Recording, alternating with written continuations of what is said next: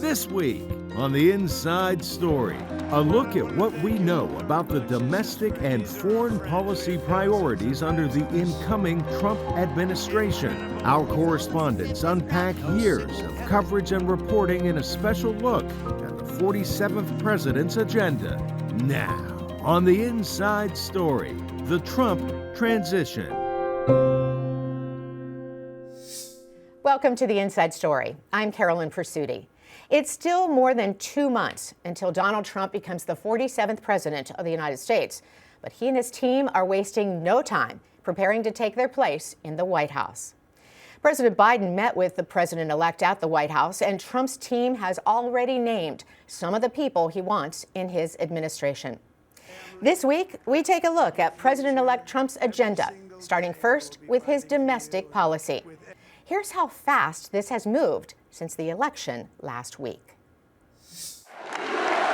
Victory speech election night 2024. We're going to fix everything about our country, and we made history for a reason tonight, and the reason is going to be just that. President-elect Donald Trump's first priority is to fix immigration.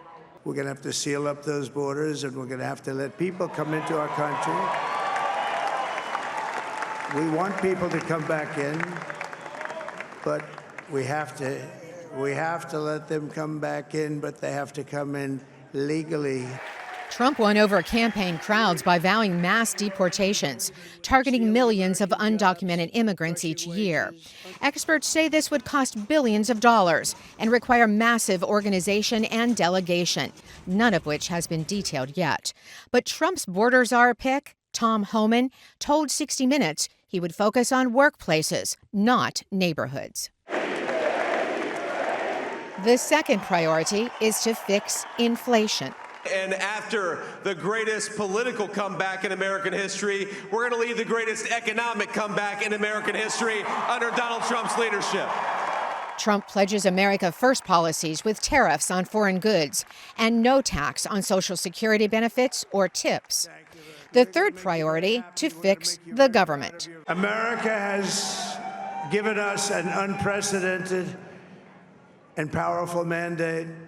With that mandate, he appointed Tesla and SpaceX owner Elon Musk and former presidential rival Vivek Ramaswamy to head up government efficiency and look at bureaucracy and spending.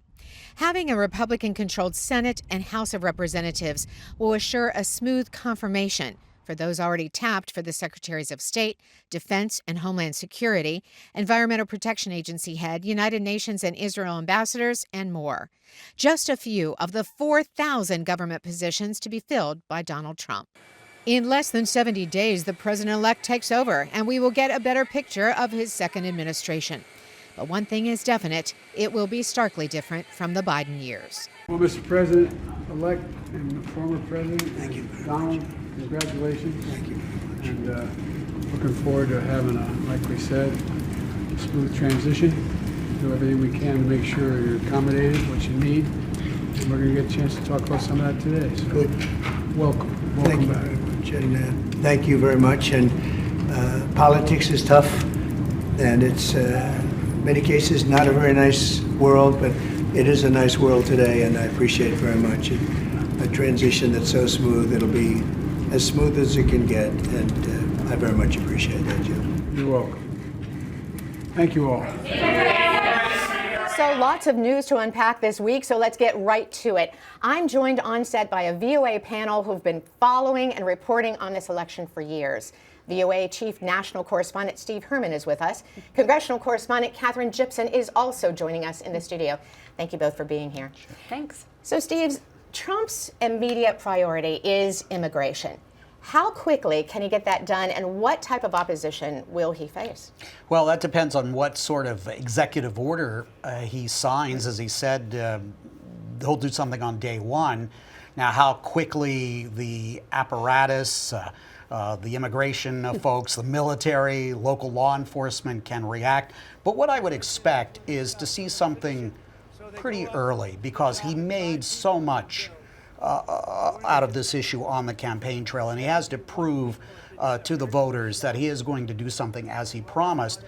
I've heard people say the second Trump administration is going to move fast and break things, and that will be at the top. So with Tom Homan in charge as the border czar, he's already said, we're going to continue these mass deportations, but they're going to be in the workplace. He was asked, how can you avoid separating families? And he said, we will deport them together. Yeah, Tom Homan knows what he's doing. He's been in this position before. He knows how to put the logistics. Probably what we'll see is some big symbolic raid with lots of TV cameras there. And whether this continues or sort of fizzles out, because the logistics are overwhelming. You would have to build holding centers. There would be all sorts of legal challenges.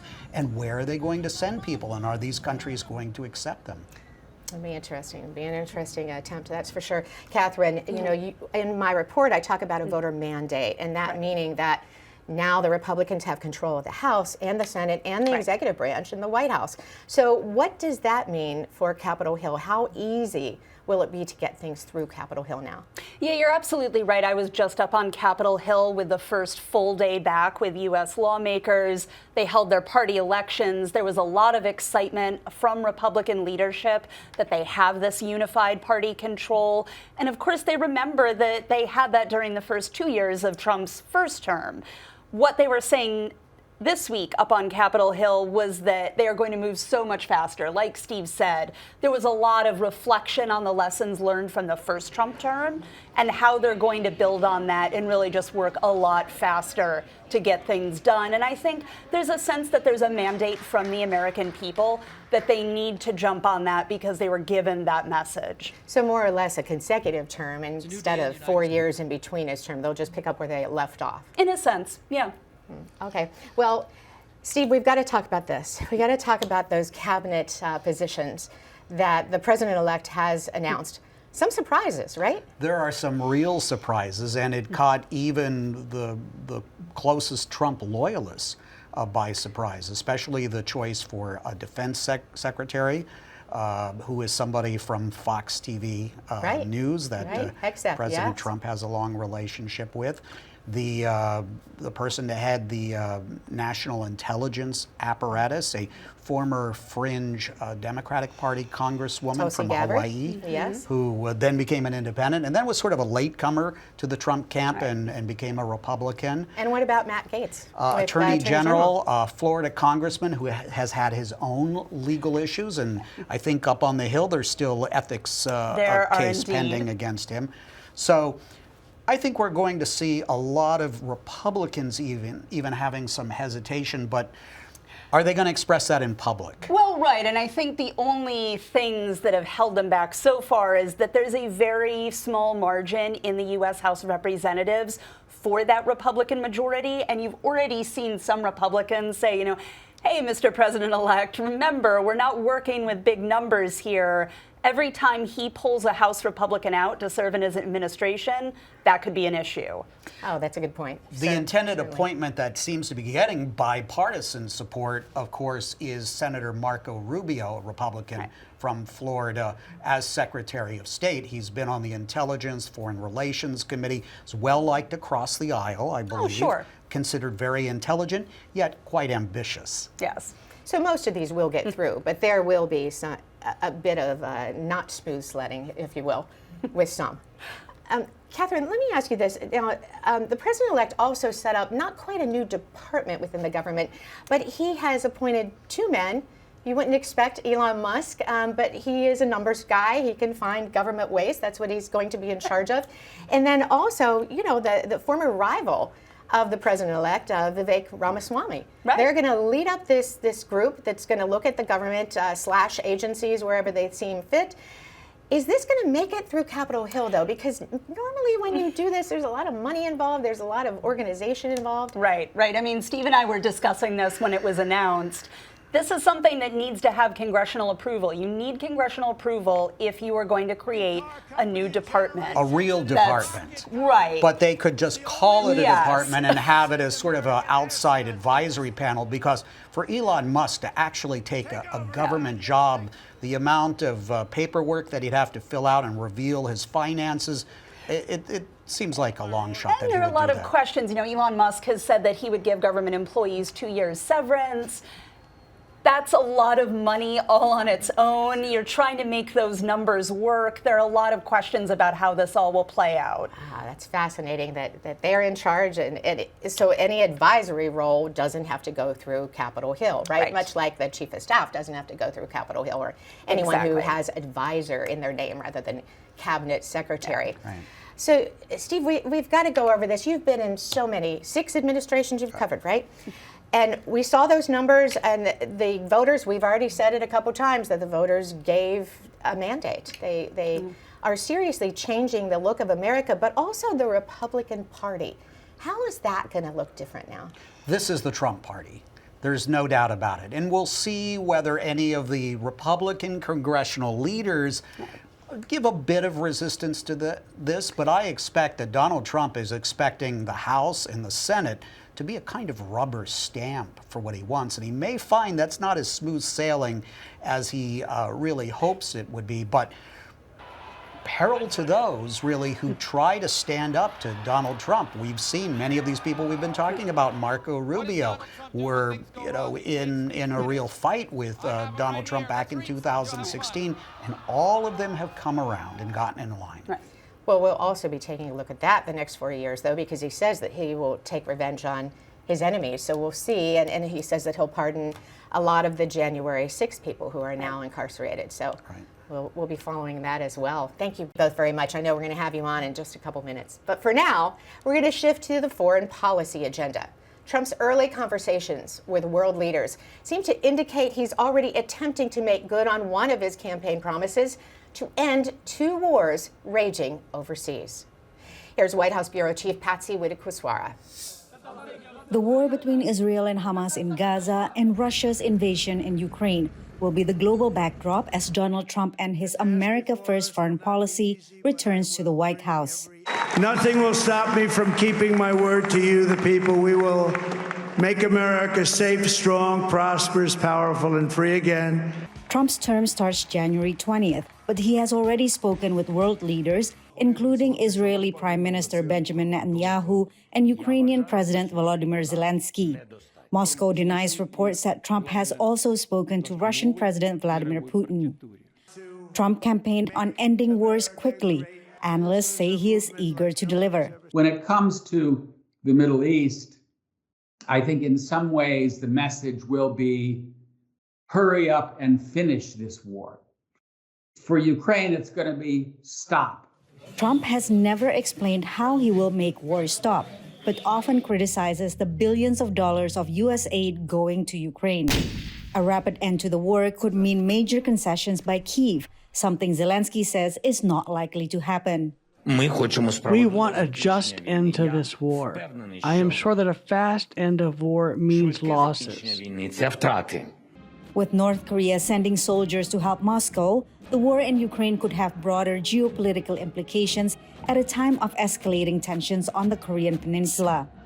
Trump must also deal with Israel, which appears focused on maximalist aims rather than a ceasefire, not only with Hamas in Gaza, but also with Hezbollah in Lebanon, the war's second front. Both groups are proxies of Iran. We see the Iranian threat and all its components and the danger it poses. We also see the great opportunities before Israel in the field of peace and its expansion. Trump promised to be tough on trade, especially against China. In his congratulatory message to Trump, Chinese President Xi Jinping called for stable, healthy, and sustainable ties. Xi Jinping pointed out that history has shown that China and the United States benefit from cooperation and suffer from confrontation. And Patsy joins us live in the studio. So in your report, you mentioned that Trump is America first. That's what he really wants to stress in this next administration and out of foreign wars. So tell us, what is it going to take to get Putin and Zelensky to talk? Well, the answer is we don't know. Trump has never explained how he will do that. And certainly in terms of isolationism and taking America out of foreign engagement, I mean, that is something that Trump campaigned on. But now if we look at the cabinet picks, they're not isolationist people, right? I mean, in general, the people that Trump picked for his national security advisor, his Secretary of State, his UN ambassador, these are people that could broadly be categorized as maybe staunch supporters of Israel and skeptical about Ukraine, but also China hawks. So in terms of foreign policy, we still don't know. It will still be shaped up. But definitely in terms of trying to get out of foreign wars, this is a campaign promise that President-elect Trump wanted to do and wants to deliver. How he will do it, two different things in terms of how he'll take care of Ukraine and how he will take care of Israel. Particularly on Israel, I think there is the narrative that Netanyahu might feel more emboldened to take it as far as he wants, as he can in terms of maximalist aims of the war. Or there's also a potential of, well, you know, President-elect Trump did promise his supporters, especially the Muslim and Arab Americans, that he's not going to send billions of dollars to Israel. So at this point, we just don't know. And so what about the billions that we're sending to Ukraine? Well, that's also another question, right? I mean, if we look at the campaign promises versus the personnel, these personnel that are now surrounding President-elect Trump, they are more like traditionalist Republican hawks, right? And they are also very concerned about stability of Europe. And that's certainly something that also President Biden is trying to convey to President Trump in his meeting with President Trump, is that the security and stability of Europe is key to the stability and interest of the United States if we don't want to get dragged into a war in Europe. And that's certainly on President-elect Trump's agenda, too. He has said we don't want to get involved in various wars. Yeah. Steve, let's talk a little bit more about Israel and Gaza. How do you see that playing out under a new Trump administration? Well, there's really nobody coming into this administration who's going to argue much for the plight of the Palestinians. Let's put it that way. You've got the evangelical support of Donald Trump, very pro-Israel. Some of Donald Trump's biggest backers giving him huge amounts of money because of their pro-Israel agenda. Will it be business as usual? As Patsy pointed out, that could all depend on what Netanyahu does. But I think another factor in this is the relationship, and we saw this in the first administration, Trump administration, the Abraham Accords, and that was about bringing Israel and Saudi Arabia together as a bulwark against Iran. My enemy's enemy in the Middle East is my friend. And that's the other thing that we can underscore about all of these foreign policy picks. They're also very anti-Iran. So that's another threat that we will need to keep an eye on. Right. And another idea, China. Right. Catherine, I mean, we've got President-elect talking terrorists. He's been very big on that. He's going to put up to a 60% tariff on China. What's Capitol Hill going to say about that? Because a lot of people say that's going to affect our economy, right? Yeah, well, we can talk all we want about unified Republican government, and there was a lot of excitement this week about that up on Capitol Hill. But once we get to the issue of tariffs, we may actually see a crack. This may be the one thing where Republicans really diverge from President Trump and push back against this idea. Remember, they all have to go back to their home states, their home constituents, and explain why prices are rising if these tariffs are put into place. They said this week that there was a mandate from the American people to fix the American economy and make sure that the cost of living was taken down for their voters. They're going to have a hard time explaining that if they can't keep that under control. But also there's America first, right? We want everything made in America again. We don't want to get these imports from foreign countries. We don't want to be, you know, in debt to them for anything. So is it a balancing act or maybe I mean, that's right. That's where you're going to see the really interesting conflict play out between these two ideas and see which one has greater importance in their minds. Knowing how lawmakers work, knowing that they have to go back to their home states, I think I know which one is going to win out. Because Donald Trump does not run for re-election again. He's there for 4 years. Right. But if you're in the House of Representatives, you come up for re-election again in 2 years. And what usually happens is the party in power loses big in the House. That's right. And especially on tariffs, America First is easier said than done. It's complicated. It will affect a lot of elements in trade and also in just in terms of income for each particular state. And I'll also say, having been on the campaign trail this election season, when I asked voters and particularly supporters of Donald Trump to explain how tariffs would work and how that would impact their lives, I think there was a disconnect there, and I think they're about to understand how that really plays out in real life. So Congress will explain that to the American public, I'm sure, when it comes before them. We'll see. Big issue is NATO. Patsy, you know, Trump has made it very clear he's pretty much anti-NATO, right? What's going to happen this second term? Well, again, we look at the people around him, right? I mean, there's this sense that President-elect Trump is running an ideology. He's really not. He is a deal maker. He wants to get the best deal out of whatever situation he's in as possible. And so, particularly in NATO, I think you will see a continuation of this push to get European allies to share more of the burden. But you know, this is, again, something that President Biden is really stressing to President Trump, is that you need NATO, you need stability in Europe, because otherwise, you know, that this kind of aggression from Russia, that's also going to impact the U.S. So do you think his Secretary of State can tell him that too? Will Marco Rubio sit him down and say, hey, look, we need to be in these alliances? Again, we never know with Donald Trump, right? I mean, there's this narrative that he's a deal maker. He likes to make deals. Some say he's transactional. And also some people say that he will listen to whoever just happens to have his attention at that time. So again, he's not an ideologue. He doesn't necessarily have a long-term vision other than to make sure that America gets the best deal possible. So you are going to be with President Biden in Peru by the time this airs, and then you're going on to the G20. How is President Biden going to speak to those world leaders who feel a bit uncomfortable about another term with President Trump? Well, I think uncomfortable is putting it mildly. I think there's certainly a lot of anxiety, right? I mean, there was anxiety in 2016 when these world leaders, and in fact, it was also APEC in Peru at that time, it was also hosting, there was anxiety about the incoming first Trump administration. Even at that time, people didn't really know much about whether Trump will actually do the things that he said he will do. Now I think there's a lot more data points from for world leaders to figure out what Trump will do and how they would react to that. So there's certainly anxiety, but the message that President Biden wants to bring, and this is something that the White House is stressing to us, is that, look, alliances are important. President Biden has put in a lot of resources and effort into building alliances, and U.S. alliance in the Indo-Pacific particularly, other than in Europe with NATO, is as strong as it has ever been in terms of Japan, South Korea, Australia, the Philippines. So President Biden wants to say to President Trump that, look, I am inheriting this for you. Take good care of it, and just make sure that this will benefit the U.S. because it will also contribute to the common causes that the U.S. wants in dealing with various global issues. Well, hopefully they both talked about that when they met at the White House. They did meet at the White House today, and they did talk about that. All right. Thank you so much. I really want to thank our entire panel for joining us this week. Great insight from our VOA correspondents, Steve Herman, Catherine Gibson, Patsy Widakuswara. I know we'll continue to watch this transition very closely, and I'm sure you will too.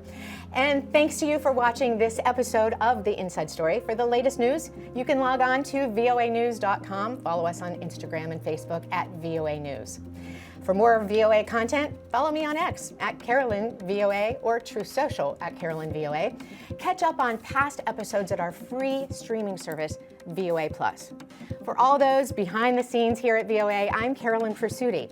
We'll see you next week for The Inside Story.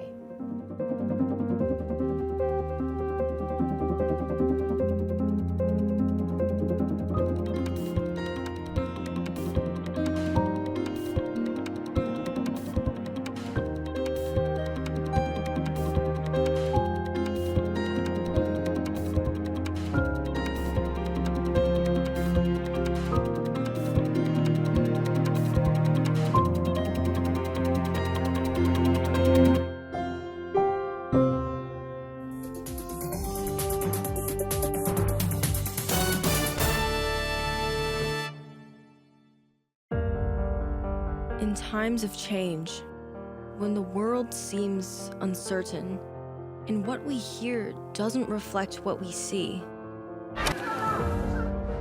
we seek the truth. When we are told only part of the story, we lose trust.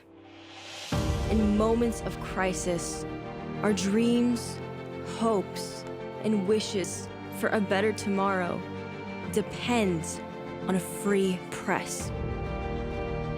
At Voice of America, We bring you the stories that people take risks to see. We connect the world and unite it with truth. At Voice of America, we show you the whole picture.